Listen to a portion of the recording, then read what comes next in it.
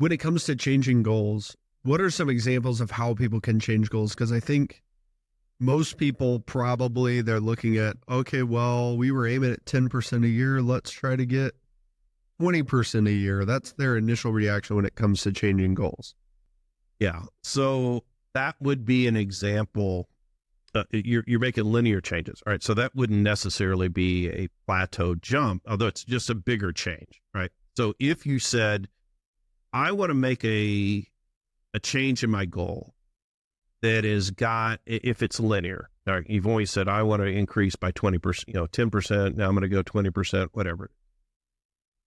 Then think about that goal as the plateau jump. In other words, break loose of this sort of linear progression and say, what would I need to do that scares me, right? That gives me maybe a 50-50 chance of reaching this goal over the next few years, right? So I'll give you an example of there's a process I would go through with coaching. I call it a 2 times vision, right? Double vision exercise, right? So I'll give you this one tool, right? Called double vision exercise when you look at goal thing. And I would go to everybody on my staff, everybody from the receptionist, analyst, the manager, the department leader, on up. And we get in a big room. And I say, all right, I want you to write down, and you write down your salary. You know what you make. I mean, Sanger, you know what you make, right? So let's use you as an example. All right, you know what you make in your business. Okay. Right? We are going to get rid of you. Mm-hmm. Right? So we're firing you. And we're going to hire somebody to do your job.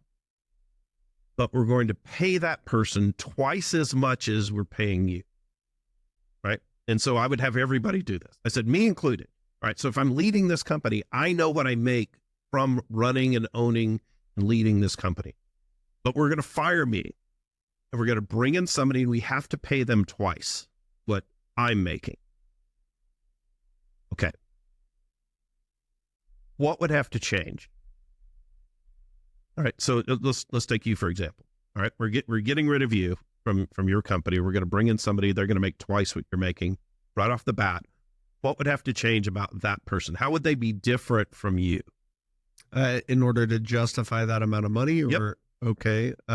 Well, they'd have to be able to either do a lot more in the business that I'm doing, get better results than what I'm getting. Okay, so they'd have to bring in more business. All right, so there's one. What else?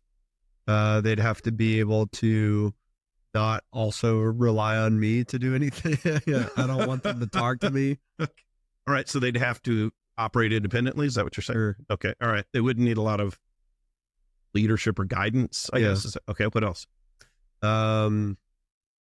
They would probably like do household chores for me and do they do other non-business related things. No, they if they're getting good results, okay, they're getting twice as many results as me and they're not bothering me. All right, so that's where most people go. They look at a results-based answer first, right? Okay. They say, well, I'd have to they'd sell twice as much stuff. That's easy if you're a salesperson.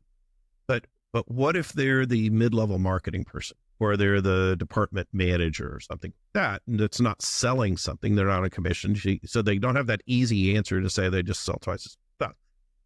So you start looking at saying, well, what would their background be?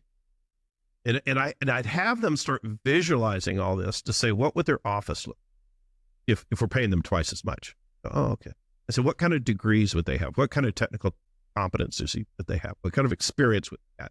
What would their staff look like? What would their assistant look like? Who would they report to? What would their relationships with the vendors look like? And just imagining all of this stuff. And what that gives you is a bag of experiences and competencies and capabilities and goals that you can pull from to go, this is the person I'm trying to become, or this is what this position can grow to. And so now I can say, well, if they were going to pay me twice as much, this person would have this technical certification, for example.